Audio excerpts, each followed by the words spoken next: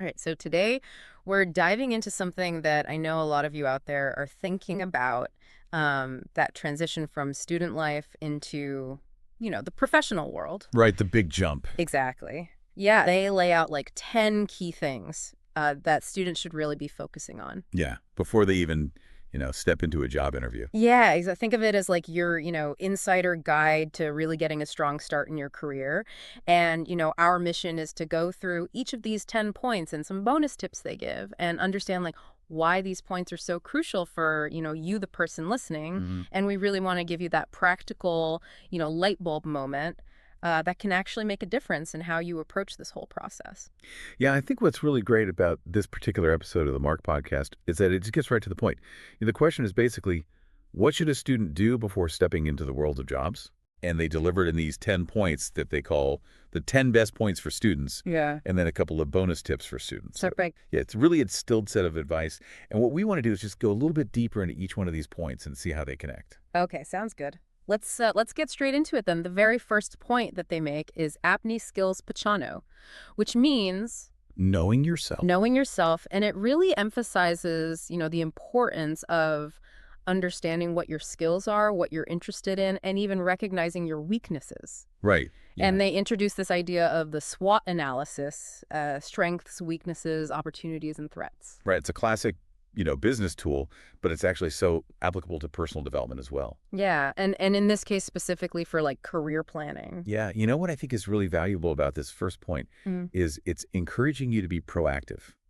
It's not about waiting for a job description to tell you what you need. Right. It's about you figuring out who you are, Mm. what you're good at first. Mhm.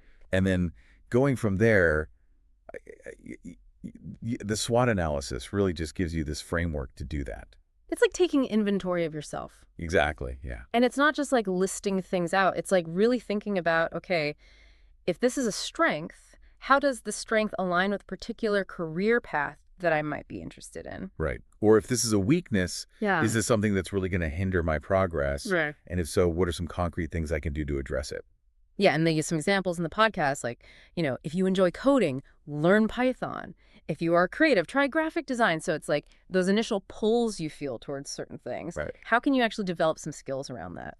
Yeah. And, I think what's really interesting about the threats section of a SWOT analysis is Oh, yeah. in this context of like the job market, thinking about, are there any like emerging technologies that might disrupt the field that you're interested in? Oh, right. Or is there, increasing competition for certain types of entry-level roles that you're looking at? Mm. So it's identifying those potential challenges early so you can be proactive about developing your skills or exploring different paths.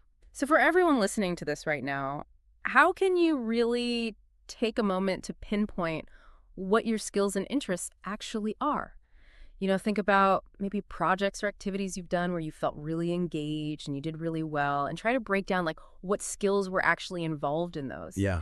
And when you're doing that personal SWOT analysis, reflect back on past experiences, what worked, what didn't, and were there any external factors that played a role? Right. Like, were you part of a great team that helped you succeed, or were there like, resource limitations that hindered you? Yeah, exactly. And then think about those things that might be threats going forward. Yeah.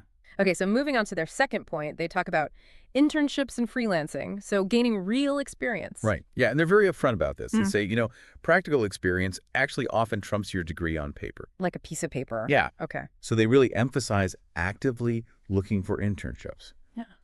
Doing some freelance work, and even like maximizing those projects that you're already doing in college. Yeah, don't just do the bare minimum. Right. Think about how these things can actually contribute to your professional development.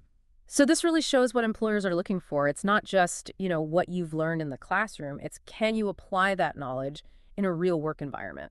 Yeah, exactly. And I think the transcript even mentions this anecdote about, somebody whose confidence increased tenfold just by having an internship on their resume. Wow. So it speaks to like the transformative impact that hands-on experience can have. Yeah. And when you think about it, an internship isn't just, getting coffee and making copies. It's about you actually applying your skills, learning the specific workflows of an industry. Yeah. And you start to build your network. It's like the real deal. Yeah. And I would even say, don't just focus on the big name companies. Sometimes smaller organizations can give you even more diverse responsibilities. Oh, that's a good point. Yeah. and a chance to make a more direct impact. So for you listening right now, where do you even begin to look for these types of opportunities? Yeah. What industries are you interested in where maybe internships are like a standard part of the path, or maybe there's some online platforms where you can find freelance projects that actually align with your skills? Yeah. And how can you approach those college projects that you have with this mindset of like building a portfolio Right. and demonstrating those skills? Yeah. Maybe instead of just, checking it off the list, Yeah. think about how can I frame this project in terms of a problem I solved or a specific outcome I achieved. Yeah, and think about like the long-term impact of these experiences, because you might have an idea of, what a job is like based on what you've read or what you've heard. Right. But an internship can really open your eyes to like the day-to-day reality. It can either really solidify that this is what you want to do, Yeah. or it can be a great wake-up call that this isn't for me. This is not what I want. Right. Before you've invested, years of your life. So point number 3 dives into something called soft skills. Oh, yeah, this is a big one. And it's things like communication and leadership, how you interact with other people. And this statistic really stood out to me. They said 90% of job interviews actually focus on soft skills. Wow, that's a huge percentage. It's crazy. So, yeah, it shows that, while those technical hard skills might get you in the door, Right. it's your interpersonal skills that really determine your long-term success. Yeah, how well you can work in a team, Exactly. how you navigate the challenges of the workplace. So specifically, they talk about public speaking, teamwork, and problem solving, but it's really, a much broader set of skills. Right. It's active listening, Yeah. empathy, Oh, yeah. being able to adapt to different situations. All very, very important. And you know what I love about the advice in the podcast is they say, just use free resources like YouTube. Easy. Yeah, spend 15 minutes a day practicing. Super doable. Yeah, so it doesn't have to be this overwhelming thing. So everyone listening, think about, which soft skills do you think will be most important for the specific career path you're interested in? And then what are those tiny little actions you can take today to start working on them? Right. And I think what's also really important to consider here is demonstrating those soft skills during the hiring process itself. Mm-hmm. So it's not enough to just list teamwork on your resume. Right. Think about how can you weave that into your interview answers. Oh, yeah. Give specific examples of how you collaborated or how you approach problem solving. And we'll talk about some techniques for that later on. But okay, moving on to the next point, which is about financial literacy. So getting a handle on your money matters. Yeah. And, they emphasize that it's important to understand the basics of saving, investing, and even taxes right from the get-go, like from that very first paycheck. Yeah, this is something I think a lot of students kind of push aside. They're so eager to start their careers. Right. But having that solid foundation in financial literacy early on Yeah. can really pay off in the long run. It's going to save you a lot of stress. Exactly. And the podcast specifically talks about, building an emergency fund. Yes. And also this concept of SIPs, systematic investment plans, which is basically investing in mutual funds regularly. Yeah. And so having that, emergency fund is a safety net for those unexpected expenses. Okay. And then the SIPs offer you a way to start investing for the long term. Yeah, consistency is key with that stuff. Exactly. And it's a great way to kind of average out the ups and downs of the market. So for those of you who are anticipating that first paycheck, why is it so important to think about financial literacy right from the beginning? And what are some beginner-friendly resources that you can use to learn more about these things like emergency funds and SIPs? Right. There are tons of free online courses, podcasts, even informative articles from reputable financial institutions. Yeah. And, connecting this back to the bigger picture, it's not just about managing your money today. It's about setting yourself up for a secure future. And understanding things like compound interest and investing can have a huge impact on your long-term financial well-being. Okay, so the next point we're going to discuss is all about networking, so making connections. Right, yeah. And the transcript really highlights how valuable it is to follow professionals on platforms like LinkedIn and seek their advice. And also, seek guidance from alumni from your school or mentors. Yeah, and I think what's really key here is it's not just about passively connecting with people on LinkedIn. Right. It's about actively engaging with them. Like reaching out. Exactly. Okay. Networking is about building those relationships and learning from those who have experience in your field. And the transcript also makes this point that networking can actually lead to hidden job opportunities. Oh, that's so true. Because a lot of great positions are filled through referrals or word of mouth, even before they're publicly advertised. Right. It's not always what you know, it's who you know or who knows you and your capabilities. Exactly. So for you listening, how can you start to build your professional network right now? Think about reaching out to alumni from your university whose careers you admire. Maybe find some professionals who are working in companies you're interested in and just ask for like a quick informational interview. Mm-hmm. A short chat to learn about their career path, Yeah. get some insights into the industry. Yeah, and remember, the goal of those informational interviews isn't to, like, directly ask for a job. Right. It's to learn and build that connection. Exactly. Build that relationship. And remember that networking is a two-way street. Right. So if you can offer value, share an interesting article you've read, or, maybe help out with a small project, Yeah. just build those genuine relationships because it does take time and effort, It does. but it can really pay off down the line. Yeah. Okay, so moving on to point number 6, which is resume and interview ready. So preparing for that application process. And the transcript really emphasizes, how important it is to highlight those projects, those internships, those achievements on your resume. Yeah, make sure those things stand out. Yeah, and it also introduces this concept of an ATS-friendly resume. Right. So for those of you who don't know, an ATS is an applicant tracking system. Yeah, it's basically software that a lot of companies use now to manage and filter through all those job applications. Did he get so many? Yeah, so an ATS-friendly resume is designed to be easily read by these systems. So it's like optimizing your resume for a machine. Exactly. Yeah, so that means, using clear standard fonts, Right. avoiding anything too fancy like columns or graphics, Okay. and really making sure you're using the relevant keywords from the job description. Oh, that makes sense. So it can pick up on those things. Exactly. Okay. And the transcript also introduces this technique called the STAR technique, which is really helpful for preparing for interviews. Oh, yeah. Especially those behavioral questions where they ask you about past experiences. Right. Tell me about a time when you faced a challenge, or what did you do? Yeah, so STAR stands for Situation, Task, Action, Result. So it's a way to structure your answers. Yeah, it helps you tell a clear story. Okay, so for those of you who are working on your resume or anticipating those interviews, what are some key elements that you should be including in your resume that showcase your skills but also make it ATS friendly? Yeah. And how can you start practicing that STAR technique to structure your answers in a way that's clear and impactful, focusing on the actions you took and the results you achieved? Right. And I think this connects back to gaining real experience. Yeah. Those internships and projects that you did. Yeah. That's the raw material for your resume. Yeah. And for those STAR method stories that you're going to tell in an interview. And remember to quantify your achievements whenever you can. So instead of just saying, I increased sales, Right. say I increased sales by 15%. Give them some numbers. Numbers stand out. Exactly. Okay, moving on to point number 7. This one focuses on online certifications.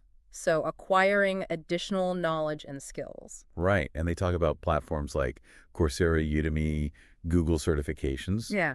And they're great for learning in-demand skills Mhm. like Excel, digital marketing, coding. Yeah. You name it. Yeah, you can learn almost anything online these days. Yeah, what's so great about them is it's accessible, continuous learning. Yeah. You can go at your own pace. Yeah. And it's often pretty affordable. And the transcript makes a really good point that adding those certifications to your resume can really make you stand out. Oh, absolutely. It shows initiative. Yeah. It shows that you're committed to professional development beyond just your formal education. Yeah, that you're going the extra mile. Yeah. So for those of you thinking about your career goals, what are some of those in-demand skills that align with what you want to do? And which of these online certification platforms might be best for you to explore? Right.